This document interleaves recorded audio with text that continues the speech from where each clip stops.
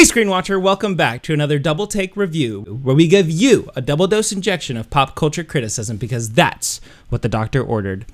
Just as a heads up, the first half of the show will be spoiler free for your convenience, at which point we will be going into spoiler territory. We do put a big warning on the screen just to warn you, courtesy of our in-house spoiler monkeys. Without further ado, Afshin, what are we watching? Pacific Rim, Uprising. Everything you've got!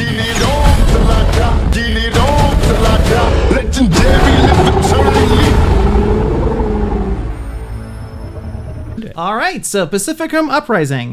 Did we cancel the apocalypse? And then they reset it? Yeah, so this is a sequel to the 2013 movie, to the Uninitiated. I think you guys probably know what it is, but it's Del Toro's first movie. Right. It's a movie about giant robots fighting giant monsters. This one maybe a little different. Right. So let's talk about what you liked about the movie.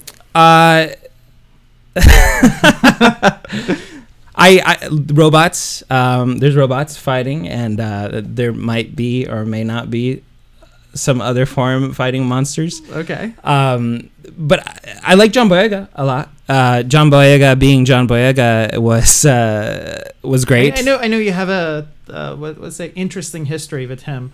You liked him in his first movie, Attack of the Block, and then you didn't really like him in prequels. Not prequels, but I guess the new Star sequel. Wars. Yeah. Have you ever seen John Boyega in any behind the scenes doing press for Star Wars? Yes. I think he very much acts like how he does in this movie. Like, right. I think he's very much being John Boyega. There's a particular scene even where he's just like totally being a goofball. Okay. Well, okay. So just as long as we're talking about the positive aspects of the film, I really love the fight scenes, I guess. Oh yeah. I think that's primarily why people go to see this movie. Right. And I think they just like they did a really good job in that part. And another thing that I liked was the runtime. It was less than 2 hours. So that's true. That's true. So by the the time that I was done, I was like, okay, I can go home. But Afshin, what did you think about the supporting characters? Okay. One thing that okay, so if you're going to the territory of what we didn't like, I guess. I'm sorry, I jumped the gun. Okay. I thought as far as storytelling is concerned, there was a scene in the movie. There was a story? I'm sorry. There was a scene in the movie when John Boyega was trying to like create this beautiful ice cream for himself and like put toppings on it. I think that toppings wasn't the cinematography of that scene just no. I mean, okay, let me get to my point. The magic that Guillermo del Toro put on the first movie was the topping. I think this movie was missing it. There was no magic to it. It was just very mechanical. Let's get from point A to point B, and they banked on the likability of John Boyega. And I think John Boyega is a good actor, but he's no Denzel Washington or like Chris Pine. Like he's charming to a point. He can't carry a movie on his back. That's kind of what I was saying. It feels like he kind of phoned it in. I was doing some research. John Boyega was actually a producer on the film too. So you kind of wonder, well, why did he take this role? Maybe they kind of said, hey, if you do it, we'll let you do this. You know? Right.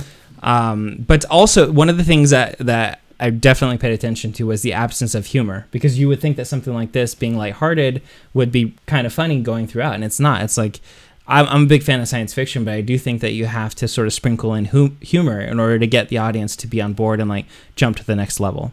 Right. I think the humor came from the place that people were expected to laugh at certain things, even if it wasn't funny. So, for example, one of the reasons I went and saw this movie was because of what's his name? The guy. The Eastwood son? No. Oh, sorry. Definitely not him. Who? He's what is it? Yeah, he's in It's Always Sunny in Philadelphia. Oh, Charlie Day. Yeah, Charlie Day. Yeah. So he plays a doctor. He said things that was supposed to be funny, I guess, because like people laughed, but it wasn't really funny. Did you hear laughter? I mean, just like some chuckles. Oh, okay. Around, yeah, but it wasn't like supposed to be funny. Just like him knowing who Charlie Day is. But ultimately, yeah. It's I mean, you guys know what this movie is going to be. It's robots fighting monsters, potentially robots fighting robots. I think you can kind of see that in the trailer. And I think the first one didn't even have a super strong story. I mean, the primary reason people went and saw it was just for the wow factor. Right. And I thought this movie had some of those, but it was just like was not as great as the first one. So when I left, I was like, okay, I'm perfectly satisfied, but I'm not gonna think about this movie in like 2 seconds. Yeah, it was is perfectly adequate. It's not bad. It's not bad. It's just there's nothing about it that makes you really jump out and say, wow. Okay. But I think that's it for the. Now's a good time. We're going into spoilers. Cue the spoiler monkeys. All right, guys. We're now in uncharted territory. Okay. Spoilers. There's a sex scene between Charlie Day and the alien in a tube. I'm sorry, it's a virtual sex scene. Charlie Day is a mad scientist. Yeah. Yeah, he turns out to be like super creepy. That's the twist, I guess. And I didn't hate that twist. I thought. Did you see it coming? No, I didn't. But did it blow you away? No, but I was like, okay, I see where they're going, but it's. Well, I knew they were just leaning in super hard towards the Shao company, or right, being the bad guys, and I was like, okay, so they must not be the bad guys because they're leaning so hard into it, right. And then there was a split second though where I was like, could it be him? Right. I was like, could it be? And I was like, no, that's too weird. And then he turns a corner and he's got the alien in a tube. Right. I think part of it is just because he's such a likable character in like other shows. So when I was looking at him and I was like, okay, this is gonna be a good guy, but didn't that kind of make you not like it because it was just so jarring that you're supposed to like this character, but then it's like, no, I'm not supposed to like him because he's the villain. I guess what I didn't like, we earlier spoke about this, a little bit. The supporting characters, none of them they shoehorn them in, like the importance of them. Like I understand there's a bunch of kids in it. We didn't even talk about that in spoilers, or the non-spoilers. But the kids in it are meant to play a big role. Even the secondary character, Amara, I think her name is. Right. And toward the end of the movie, it's like, no, we need to make these kids be an important part of this movie. So let's find a reason to bring them in and make them important and make you care about them. Or I was like, I don't remember any of their names. Or like Eastwood. Like, I know he's a really good-looking actor. I think like if you want to go to central casting and like grab a good-looking white guy, he was in the first one, right? No. Whoa, he wasn't? No, so they just brought him out of nowhere, and we're supposed to care about him and John Boyega. John Boyega was also not in the first one. But I didn't feel like they had a backstory. I felt like they just cast these two guys and were like, okay, if you guys are gonna like come in, and since people like you, then people are gonna care about you. But I really didn't care about them. And the way the dialogues were said, it was just like very cliche. It's like, go get him, boy. Yeah, do it. It's you make a good point. There really wasn't any character arcs. Like, what was John Boyega? He's Idris Elba's son, and it's like you have to rise to the challenge. But he didn't even really do that. I don't feel. And I hated every time that he was supposed to be goofy. I thought that just came across as him trying to be likable, but then the story didn't call for it. So just like, okay, so it's end of the movie, you're supposed to be serious and give this speech because Boyega is supposed to be Idris Elba's son in the movie. So early on, they tell you that the kaiju's blood is somehow like super powered, right? Can do, but only when you mix it with earth material, right? And so the primary plot of the movie is that you find out that all the kaijus are trying to go to Mount Fuji to get some sweet minerals, all up in their bloodstream. Right.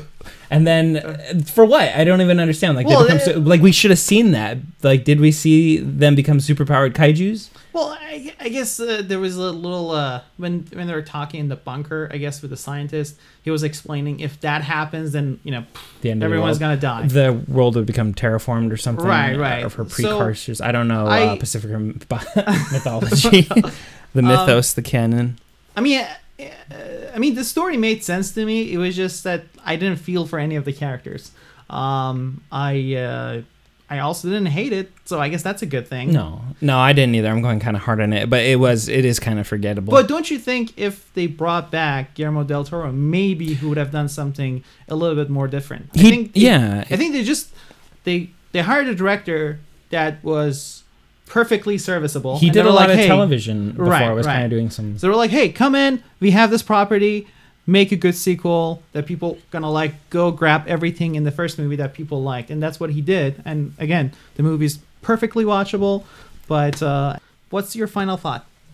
I think that, you probably shouldn't spend your money on this movie. I wait till it comes to Netflix or DVD.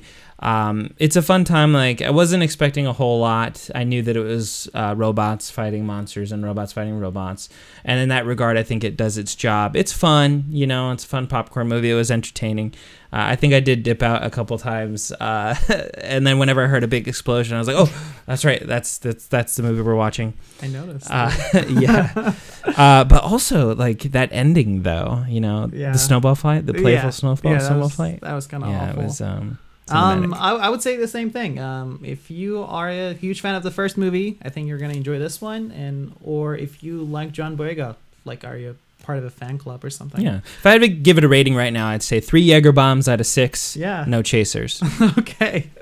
So that's it for our review of Pacific Rim Uprising. If you like this review, please subscribe to our channel. And while you're at it, why don't you click that like button? It's good karma. Yeah. We'd like to end the show with a heartfelt thank you to all of the hardworking spoiler monkeys out there who dedicate their time and effort to their craft. Yes. We hope to catch you again. Keep on screen watching.